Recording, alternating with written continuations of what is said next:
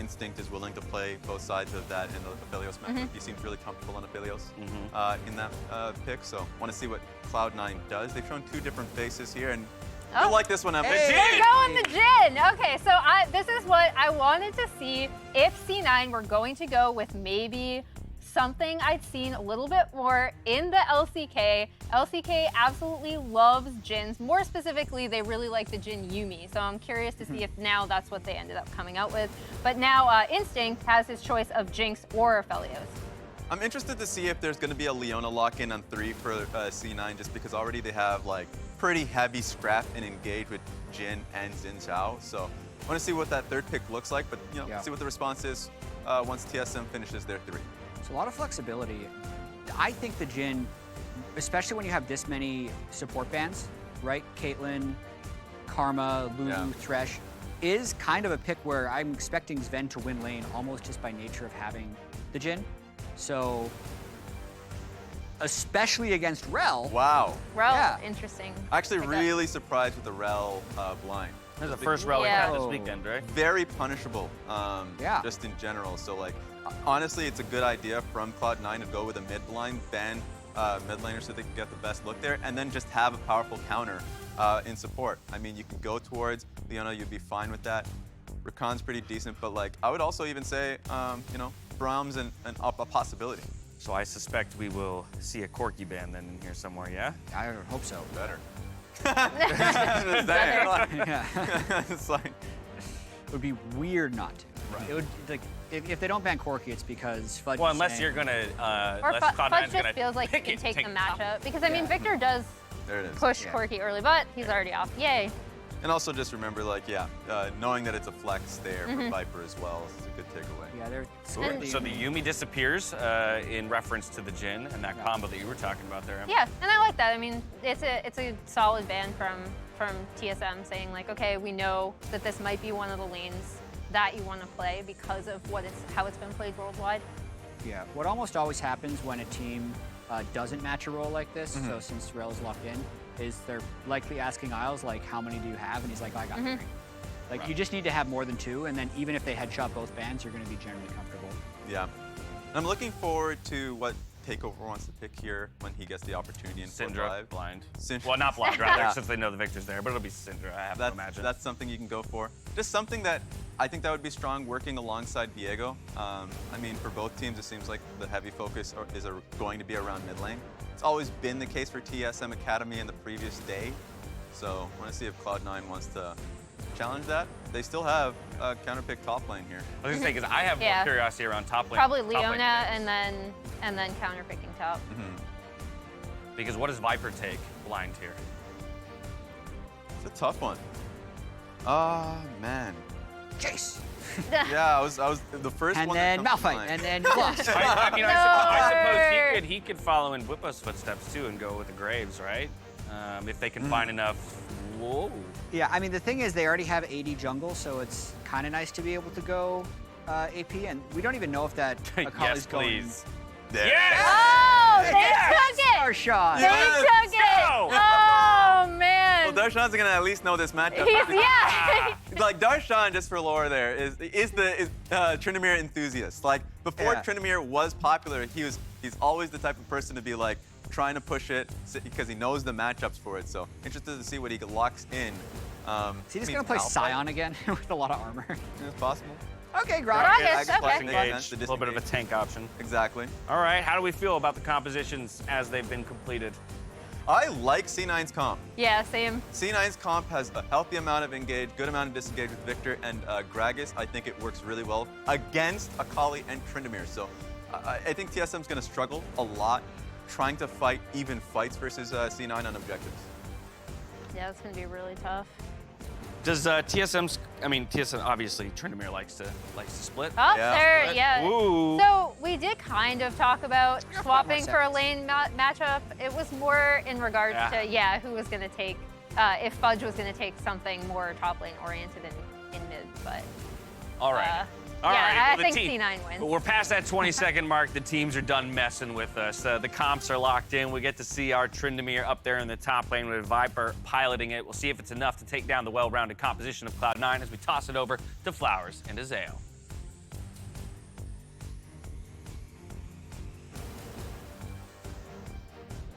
All right, everybody, let's go. Game number 3 of the day. A classic matchup here in the LCS with TSM going up against Cloud9. Of course, this is not the official LCS TSM roster. For those of y'all that haven't been tuning in too much the past couple of days, it is TSM running their Academy squad up here against Cloud9, who also don't have their full roster, to be fair. So I'm interested in seeing just how this one shakes out. A couple of very aggro champions picked for the solo lanes here for TSM. Oh, yeah. The Akali, the Tryndamere. Now, most of what I've seen in recent times of Akali into Viktor, Akali gets lawnmowered. Yeah.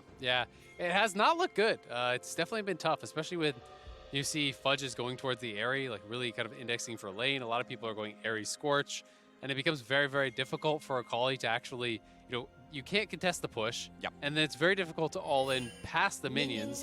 And even if you manage to hit an E, Viktor generally just kind of drops the gravity field at his feet and says, okay, take it. And so it's definitely tough. But we'll see if Takeover can make anything happen. Yep. Had a pretty good game alongside Hyper when he was playing the LeBlanc. That's kind of really what he's known for. I'm also glad that Viper is taking some swings up in the top lane. You guys are underdogs. You know you're underdogs. You're an Academy team playing against LCS squads, right? So we brought out the Vayne against 100 Thieves.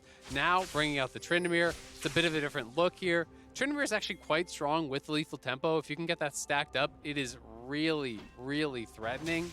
Gale Force seems to be the name of the game generally these days for the Tryndamere top, but there's a lot of kind of other options you can go as far as what you want to build alongside that. A lot of people do really like Navori Quick Blades. I've been seeing Essence Reaver get pretty popular as well. A lot of people are really liking that item, so just kind of run straight at him. Level 1, pray for a crit. That's the Tryndamere special, but with Gragas going Grasp, I mean, I think he's for sure going to go tank, but I actually expected him to go Phase Rush, because that's generally what I've seen Gragas' play into these types of matchups, where it's like he spins on you, you just proc your Phase Rush and you walk away. Because never in a million years, unless the Gragas is so far ahead, are you actually going to chase down this Tryndamere and kill him, right? So it's more just about being able to stay alive, wave clear, and have more of an effect in team fights. And that's something that I find interesting about Keystones, because you do have some of these Keystones, like Aerie and like Grasp, that supplement your already existing pattern. It's just, hey, I'm going to play the same way, but now I deal more damage. But Phase Rush feels like it entirely changes the way that the trades can go because of the fact that you can do a quick burst and disengage, as opposed to just, hey, I do a quick burst and now it's 5% stronger, right? Absolutely. And I mean, maybe Darshan's read is, hey, I'm actually just going to smack this guy in lane. And if you think you can just straight up beat him in lane in the early stages, not allow him to get to that point where he's kind of running you over in a 1v1, then that's great. Maybe that Grasp is going to allow him to do that. But Viper just making an early roam here, gets the push, wants to go see if he can find anything in that topside jungle. Doesn't find anything, but at the very least, they know Blaber is going to be clearing towards bot side, so Viper is just kind of chilling up on the top side. And you do want to maintain the push. When you're playing double combat sums, it's actually really important. If you're getting shoved in and you're forced to base, you lose so much. You really have to be lane dominant when you're playing this sort of a style. Otherwise, you just fall too far behind in the experience. It's really tough to play. And already, Takeover's having a tough time, but he's trying to tax Fudge's mana, right? He's hoping that Fudge's blue bar runs out before his green bar runs out. Right. It's the same way that when people look at like mages being played in bottom lane, it's like the AD carry's not playing the health contest with the enemy. He's playing the mana contest, right? Run the guy out of spells, all of a sudden he's not really that much of a big deal anymore. And it looks like Takeover has whittled through most of that mana bar on the side of Fudge. Darshan's taken low there by the crit from Viper. Those Trynd crits, man, early on, those things, not just early on, the whole damn game, they're so scary, but especially during the laning phase when you have no actual crit items and it just comes from the Fury and you're like, oh man. It's a big deal. I mean, it can completely be game-changing. A lot of these Trynd 1 tricks that you'll play against, they are willing to go straight at you at level 1 because they know if they get a crit, man, they can absolutely change the course of that lane. For sure. 1 crit, he hit him for like 150 there, right? That's an entire potion that's just gone now because of that 1 crit. So definitely is a pretty big deal, but Darshan giving as good as he takes. And the Gragas passive will keep you pretty healthy. I don't expect him to be able to die this early on, but Blaber moving up here to the top side, at the very least, will give coverage for reset. Isles goes in after Instinct here in the bottom lane. They'll get the cleanse at the TSM AD carry. Zven takes honestly a pretty good chunk of damage back afterwards. Yursan's coming around from the side. I don't think there's going to be a whole lot of follow-up here, but yeah, good trade there from Instinct in the 1v2. Zven has a huge amount of sustain, though. Just popped his first potion, but he was sitting on 3 biscuits, using another potion there, so he's not going to be pushed out anytime soon. They have been kind of whittling down those resources there from Instinct. Takeover was getting bullied kind of, but really couldn't get pushed over the edge to where Fudge still had mana and he was too low. So he does get a reset. Very even here with Fudge in the early stages, but Fudge got kind of that dream buy that you really want from Mage. See, if you can make it to Lost Chapter, your laning problems with mana kind of just go away. And as you can see on your screen right here, we're kind of witnessing why this matchup can be problematic for Akali. Every time she comes up to try to farm, even using the 5-point strike, it's Viktor lasers Q1, Q2 over and over. Both junglers here in the bottom lane now. Instinct getting jumped on here. Blaber goes in for the win, becomes lightning, and the third hit is not there yet, but it's first blood Cloud9.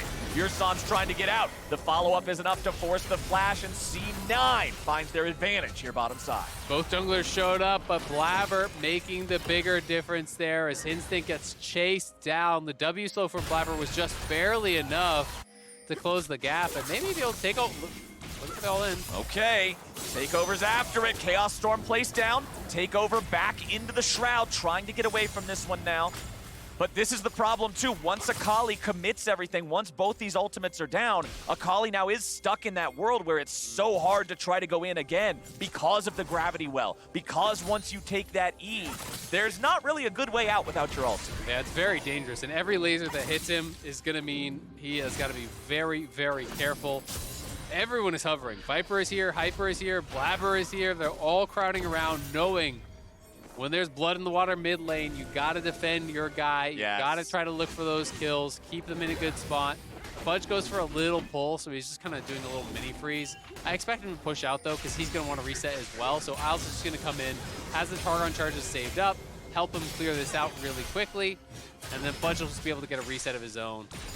And honestly, I do want to give Takeover some praise here in the first 7 minutes of the game, despite the fact that we've talked about how this matchup can be so difficult for the Akali and how he wasn't able to find a kill with his all in there. If he picks up all 4 of these minions, he's going to be 1 farm off of the Viktor the entire time. So he's been doing a really nice job farming up here in this lane, making sure he can survive early to try to get to that late game Akali one-shot fantasy. Yep, and he had a smart setup.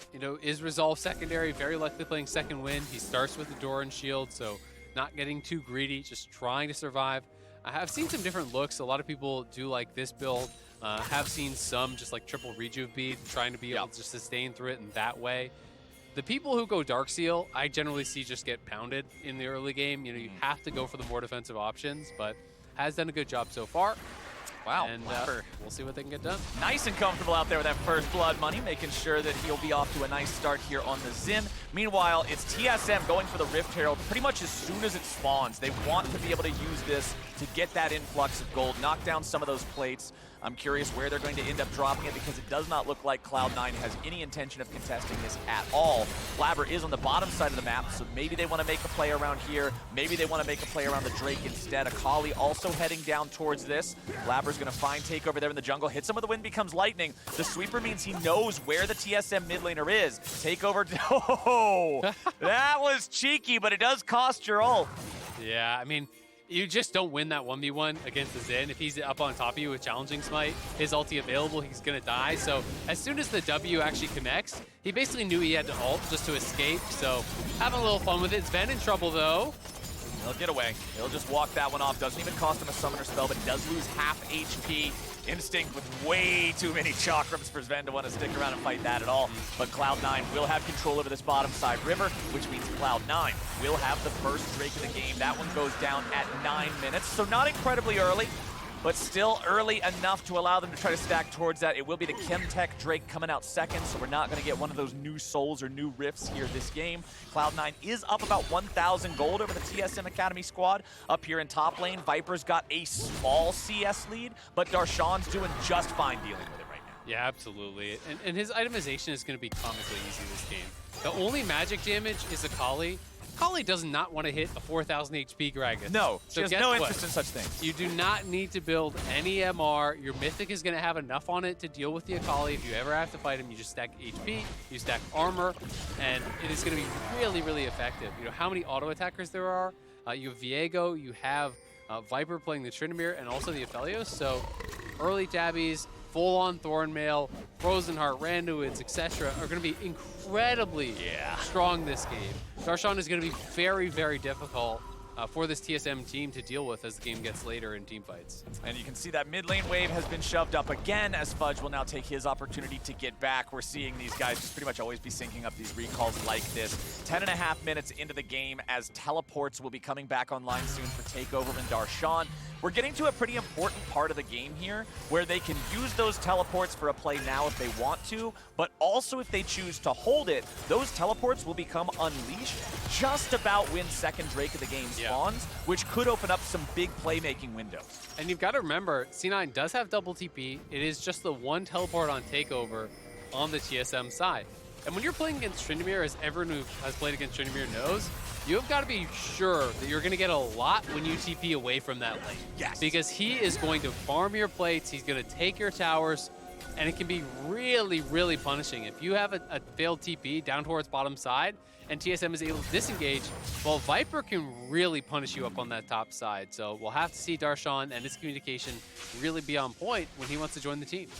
Back here in mid, it's Fudge clearing out the waves as the rest of the team hovers around this bot side river. They have the bottom lane shoved up already, so it meant that Zven and Isles were unlocked to walk around here, set down some vision, clear out some vision from their opponents. Hyper just trying to grab this chicken camp here. They have the control ward in the brush that at least Cloud9 won't be able to move up further and control that.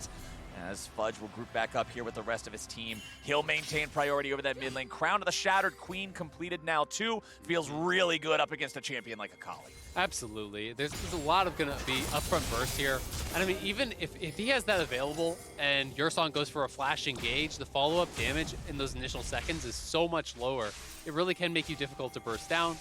Like seeing what Viper was doing as well on that top side. When they saw Blaber on bot side going for the invade, he just moved up and stole his Krugs, right? He's going to take it away. Anytime Blaber looks for a bot side invade, Tryndamere can easily farm that up and just kind of sustain through it. When the wave is stacked like this, though, and you're Viper, you know Blaber can be up on the top side. You want to play a little bit safe and make sure you have that Fury. Ooh. Flash for flash there as Isles and Yursan both try to make and break a play. Zven with a nice root, at least forcing that to happen as Hyper shows up. Just going to go ahead and drop the Herald. Yes, they're not looking to get much more than 2 plates out of this, but they will get that guaranteed plate money. There comes your charge. Herald's down to 200 HP. Say goodnight. Instinct losing about half his HP there. Isles threw out the Zenith blade, but with Hyper still hanging around, he's probably glad he didn't land. Yeah, Hyper though spending a lot of time down there, so they will actually lose the whole topside jungle. And there's potential to try to pressure Viper maybe off the tower or something like that. Of course, a full-on dive is very, very risky against Tryndamere with the ult available. So you're probably not going to look for that, but they at least want to try to take away as many resources as they can, not feeling comfortable to actually go for that Gromp, but I mean, there were a lot of people missing. If he sticks around to try to commit to that Gromp and gives away a free kill for it, all of a sudden you're feeling really bad about what was otherwise a nice sequence of securing the buff and managing to get something out of Hyper's presence there in the bottom lane. Anyway, it's still a 1,500 gold lead for the side of Cloud9. Darshan a little bit behind compared to Viper in farm, but as the tank, that's okay. It's not like he has to be leading all the gold charts to have that effect that he's looking for here in the team fights. Has the Bomby Cinder, already has that Randuin's Omen component. I don't even remember the name of the thing. Warden's Mail or something. You almost never talk about it as Darshan and Viper trading back and forth here a little bit. Even with Viper having a couple of those big swings, Darshan is a tanky boy. Yeah, I wonder if Viper, like if he actually wants to commit to the 1v1, he might need to go Kraken Slayer this game. Even though most Tryndameres really do love Gale Force, you know, having the additional mobility is so nice. It might just be one of those angles where it's like, you just can't kill the guys. You need max DPS, you need the attack speed, you need the true damage, because Darshan is just going to be a brick wall, right? And it's going to make it very difficult to actually punch through. Well, Blaber is going in with Isles, and they're looking for Yursan, and they've already found him. The Xin Zhao ulti so effective at stopping TSM from being able to fight back. Takeover now trying to go after Fudge. The 1v1 here currently favors the Cloud9 mid laner. Takeover stepping forward, uses the ulti there to get himself back out. Throws down the Shroud to get some energy back. Continue fighting forward here. Fudge still has Chaos Storm. Takeover knows it and can't go any further forward as Cloud9 secure their second Drake of the game, and it's Hex Tech Rift here in this. Yep, gonna be one of those new ones. We do have the Hex Gates activated now. Gonna allow these guys a little bit more movement on the map, and I think especially one of the reasons I really like this when you're playing from ahead is you get access to some of these gates. Using this as kind of a defensive gate, as a retreat mechanism, you know, if you're moving into the enemy jungle here as Blaber, you can kind of just retreat back to this gate and go back to your side of the map. Otherwise, it just generally works as kind of like almost Rek'Sai's old ultimate. Yeah. It's like a little bit of a farm I go block. back faster. Yeah, I mean, you're kind of getting out to those initial camps. You can use them when you're coming out of base. Something that everyone should be doing because it does save you a couple seconds, but generally I've found it pretty difficult to use the more forward position ones unless you're ahead. I'm not gonna lie to you, man. The other night when we were playing and we got the Hex Tech map, I completely forgot about the ones in the base entirely. I was just running my goofy butt all the way out there like Scorpions don't believe in that sort of Hex Tech technology. Exactly. I have a moral exemption from Hex Tech gates. I just can't use them. Feel better with your little creepy crawly legs on the ground. Yeah, you know? exactly. I got my feet firmly planted as TSM are having themselves a pretty decent showing here up against the Cloud9 squad. Yes, it's a 0-2 score, but the game's not getting away from them in a crazy way. They're still only 600 gold behind. Viper's still feeling fine up here in this top side 1v1. You can see he hasn't shopped in a while, it looks like. He Still must have has a lot of gold. Yeah, he's got the Noon Quiver and the Greaves, and he's had him for a good minute here, as Hyper and Yursan are also both up in the top lane now, and it looks like Darshan's going to be kept away from that turret, or will he? This is a hard Steps dive, right back man. underneath of it. They're going after it. Darshan's the focus. Yursan's going to tank the turret aggro for now. Darshan with a nice body slam into a flash. He gets away. TSM could not get the kill.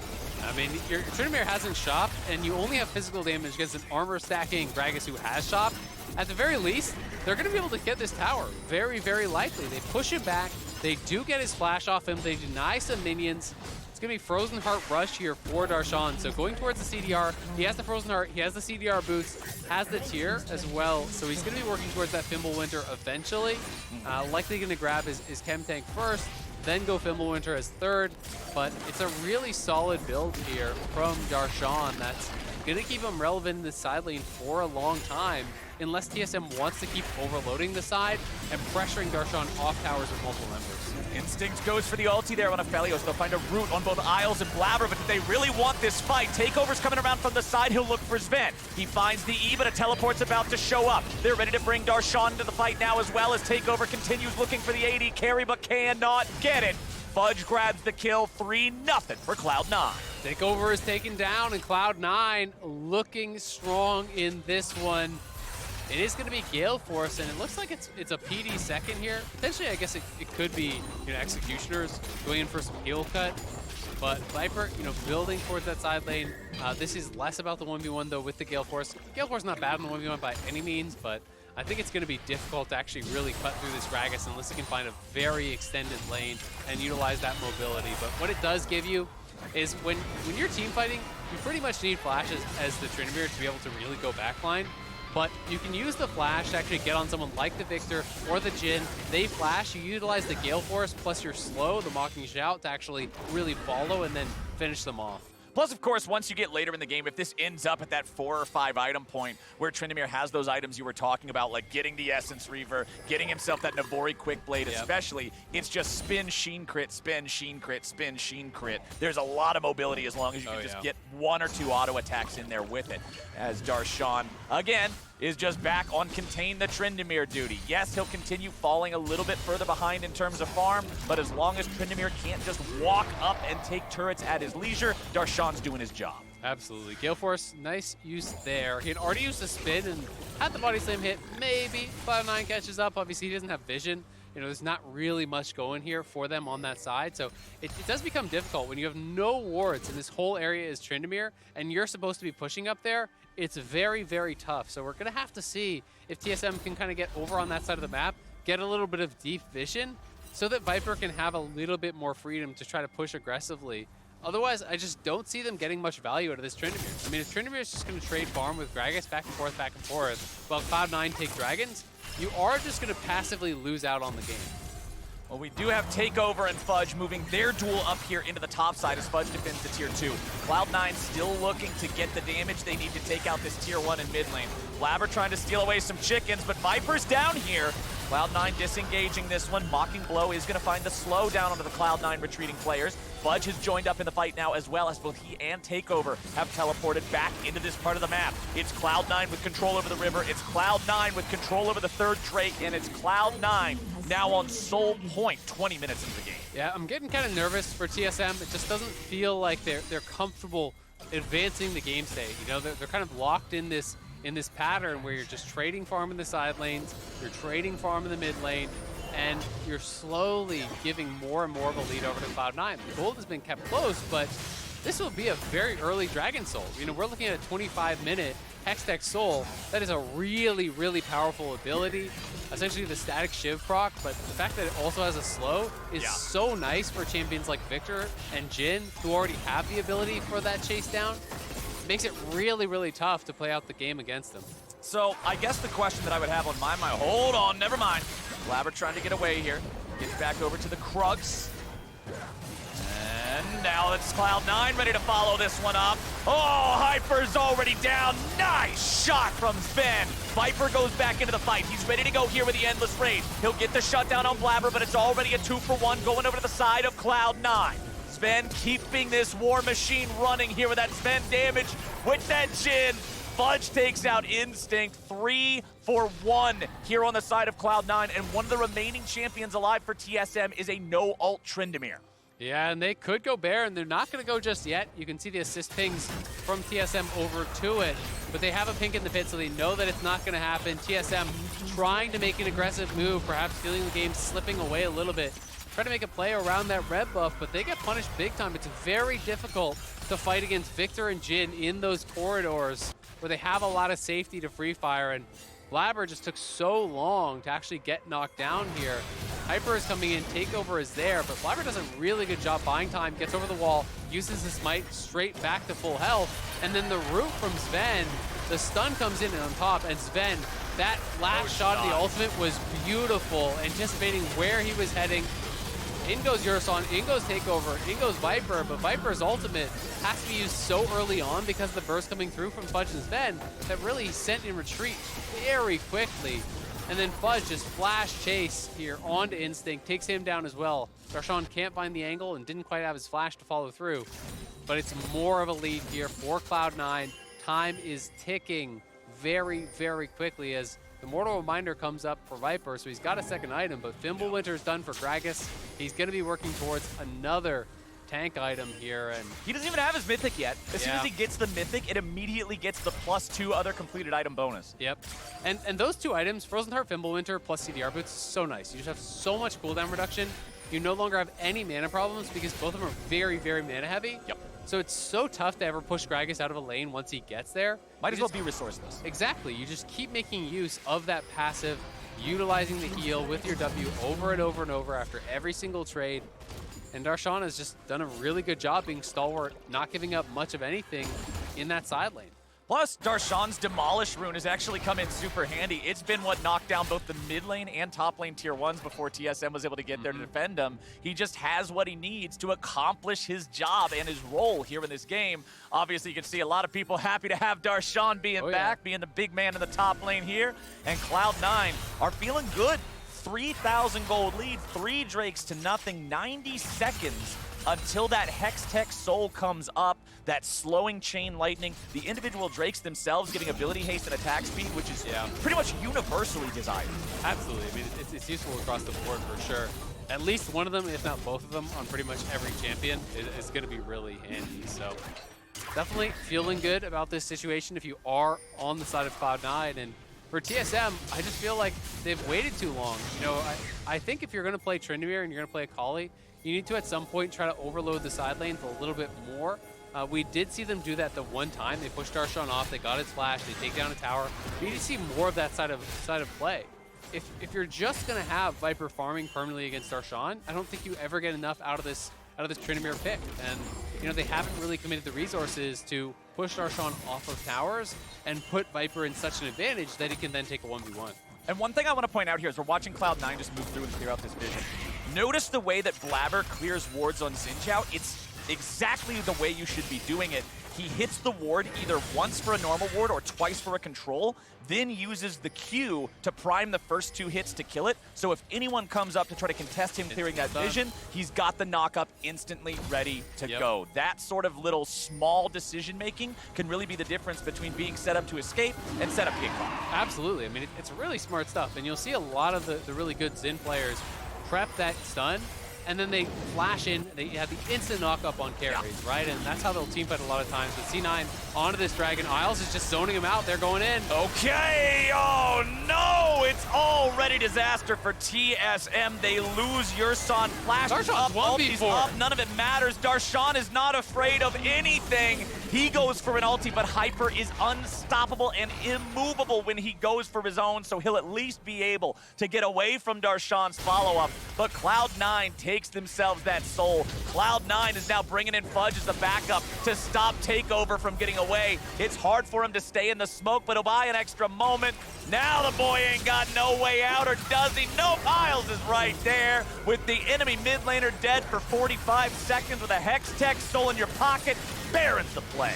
Get the soul, get the kills, get the Baron. TSM had nothing to say about it. They finally show up for that Dragon, but they just had no way to actually take the fight. Yursan dies before he uses a single spell, pretty much, and Darshan cannot be touched. I mean, look at him. He's dancing on him. He's dancing as Tryndamere crits him for 5% of his HP. Viper immediately forced into the Endless Rage. The ulti has to be used to flee, but Instinct has no such luck. He'll be cut down next. Yursan's going right back into the black and white screen. Hyper's gonna join him here. Darshan can't die, damn it. Triple kill over to Fudge. Shake that belly, big man. Darshan is having fun today. He knows it cannot be killed. Base back to full. He's gonna TP in, and Cloud9 looking to try to close this one out, or at the very least, take a couple inhibs. I mean, Viper's pushing mid because he's a no-ult Tryndamere. He knows as soon as he goes into this fight, he will just die in the blink of an eye. He's trying to find anything elsewhere that might work as everybody on Cloud9 takes the Hex Gate back out into the jungle. It's time to regroup and prepare for what I'm expecting to be the end of this game. Yep, it's looking really, really tough here. Here's the contest, if you even want to call it a contest, on the Baron. They know this game is pretty screwed if they give him the Baron, so in they go. Darshan, though, you just cannot hurt this man. Look at him. He's dancing. His belly's shaking. He's having a great time. They fully commit to him, but he flashes back out. The ultimate has to be popped immediately for Viper, but he's nowhere close to actually getting onto those backline targets that he really needs to get to. And the chase just continues. Darshan able to tank this up forever, taking some more time, doing another dance.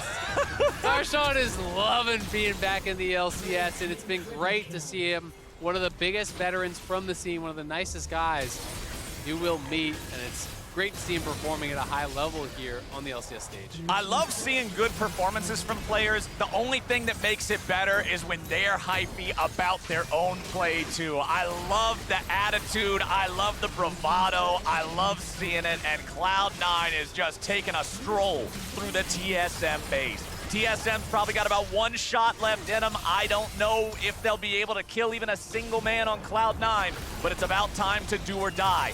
Nexus turrets now under pressure. Cannon minions applying the poke damage to those. Cloud9's gonna step up and take out the first one, and now they're ready to go for the fight. Hyper is already gone. Viper jumps into the back. He's looking for Zven, who flashes away. Viper needs a little bit more to grab him, but he can't quite get there. The gun to the face! And Zven stays going. Darshan finally dropped. He was the only man to fall over here in this fight on Cloud9's side, and only Takeover and Instinct are left standing for TSM. Instinct's trying to clear out the top wave. Zven's finally gonna die there to Takeover. Isles and Blaber still ready to go to try to deal with a mid laner. He's coming right back out, trying to stop whatever he can, but Isles leads the charge. 50 damage auto attacks at a time, the Nexus falls, and Cloud9 defeats TSM. Calm, controlled game there from Cloud9, playing to their win conditions. Complete domination around that Dragon Pit. TSM never really got anything going here. They brought some unique picks, they brought some aggressive looks, but they could never find the openings there. You know, they bring in the tryndamere, they bring in the Akali, but we never really saw the kind of proactivity and the aggressive play around those picks that you needed to get them snowballing, right? Yeah. You kind of just ended up with tryndamere farming against Gragas, Akali farming against the Viktor, and Cloud9 taking every single dragon. And that's just not a winning combination from TSM. I like them taking the swings, though. I like that they're bringing out some unique picks, because you're probably not going to beat, you know, an LCS caliber squad if you are an academy team if you just go full standard. So I do think it's cool that they took some different looks, but I would have liked to see more moves, you know, from Yursan, from Hyper up towards that top side, try to really put Darshan down, and then give you an avenue where you actually can split push, because that was the only time they really made anything happen, was that one dive. They didn't even kill Darshan, but at least they took the tower. Because beyond that, I mean, we didn't even see the Rell engage practically ever, it felt like. Yeah, there were a couple of different problems, and although Akali was able to farm well against Viktor, and although tryndamere did maintain a few waves of advantage in terms of farming EXP over the Gragas, that's not enough to carry the game. Yeah. You can be winning, but not winning hard enough, and now because the rest of the map has fallen apart, because Cloud9, as you pointed out the first time when both junglers ganked bottom, it was Cloud9 who had a more impactful presence with their jungler. It meant that TSM had to find something somewhere, and it just felt